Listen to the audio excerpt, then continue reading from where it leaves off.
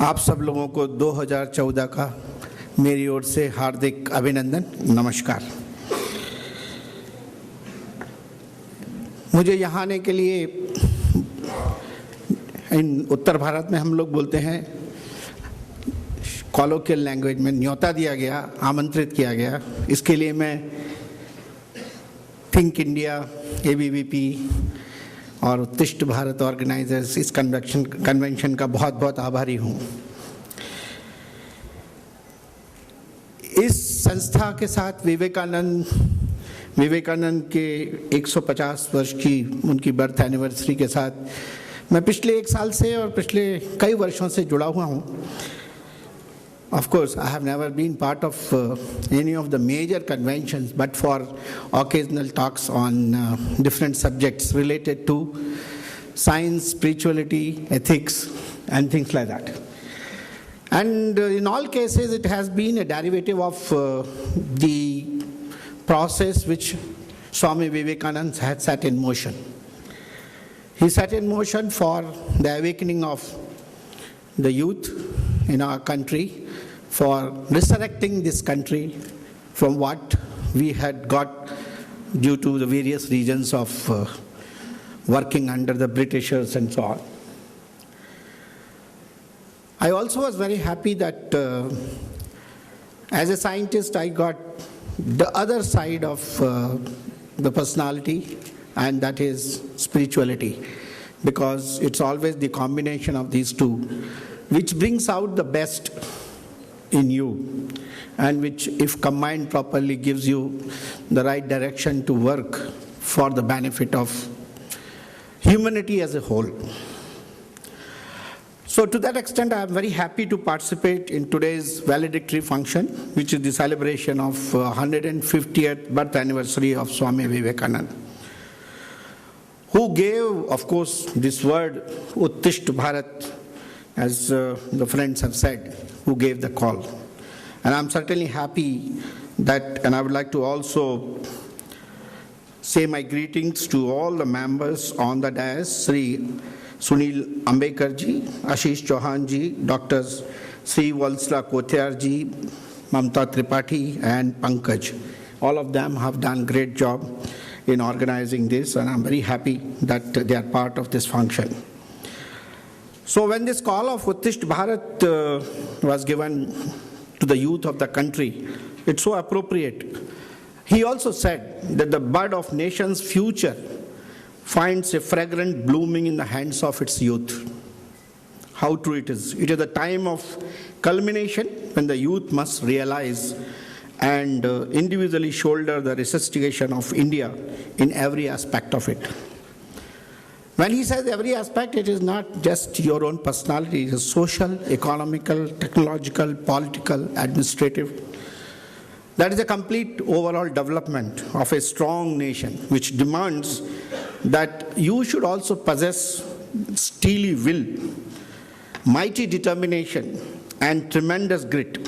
For this, the youth itself should be fully sound and armor itself with all essential power, and so that the modern India sees its unprecedented growth and development by skilled finishers.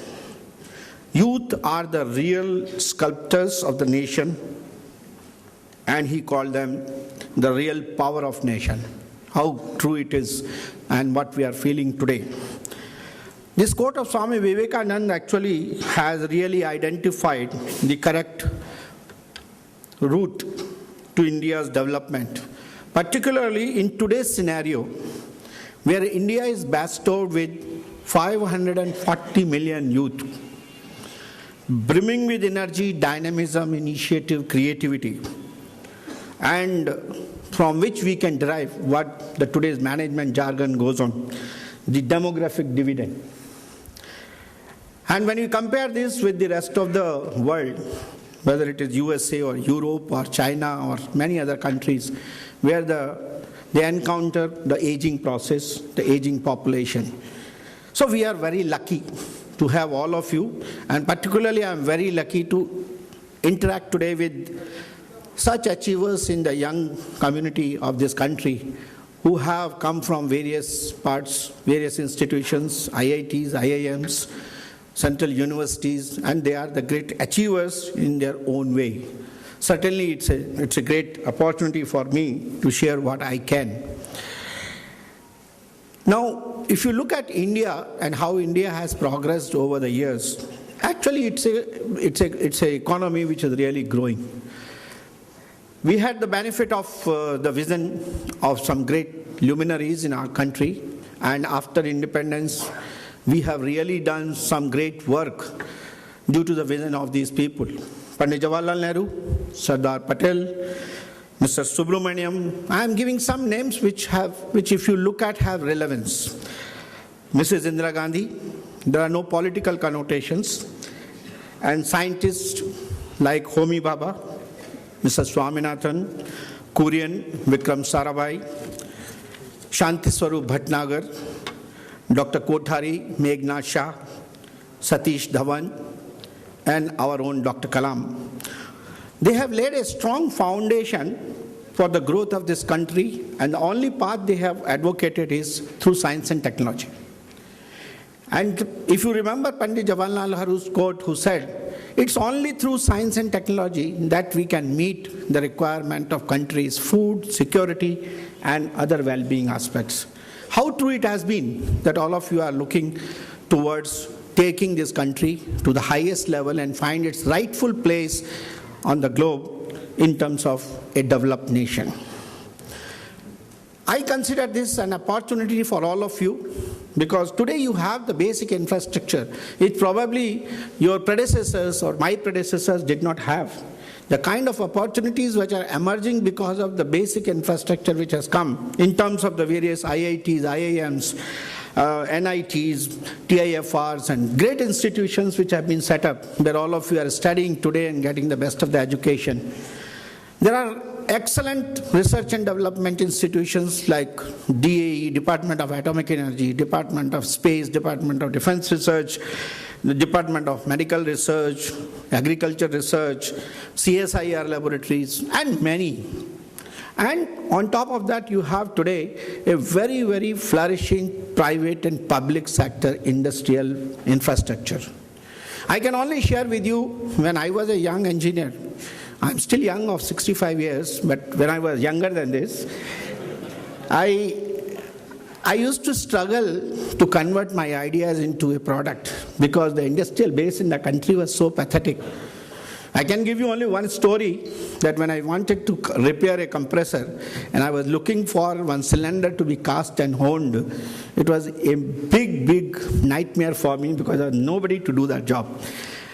But hats off to the Indian skills, and that is where I would like to pay my tribute. So such great workmen which were there in older days. A guy in one of the lanes in Hyderabad, in a very, very rudimentary furnace, cast that cylinder. He did not know any of the technological words, manite casting or this iron or something. He did not know. He said, you give me material, I'll do your job. And he did that, machined it and gave it to me, put it in the compressor, it worked. Such were the skills of people in those days. They didn't have the benefit of what all of us are having today in terms of getting the type of technical education, managerial education, professionalism, which these institutions are able to provide. Because of such infrastructure, because of such great things, our GDP in 2008, 2009, 2010, and I think 11, 12 also touched very high. Unfortunately, the last 2 years have not been very good, but that's only a part of the process of the growth. We should not pay too much of negative attention to that. I consider this environment as an opportunity for youth to take India from a developing country to the developed country. That is the message we should have. It's not my message, because those of you who have read Dr. Kalam's Vision 2020, first word is that our endeavor as a youth should be to take this nation from developing to developed. Now that book was written in 2000, something late 90s or early 2000. 10 years or 12 years have already passed and 220 is coming closer. We have to only introspect where are we. And for that, I would like to say a few things.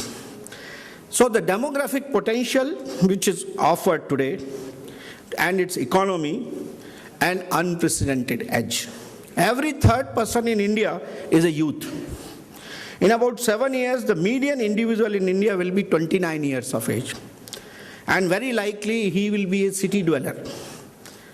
And as such, India will be a country of young people.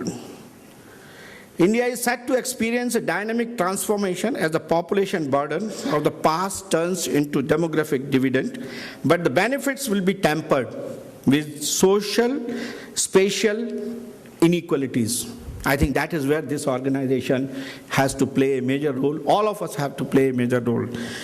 A closer analysis of the urban youth by the Iris Knowledge Foundation suggests that greater political participation, engagement at policy level, and urgent attention to improving their quality of life can ensure that India enjoys the benefit of this dividend.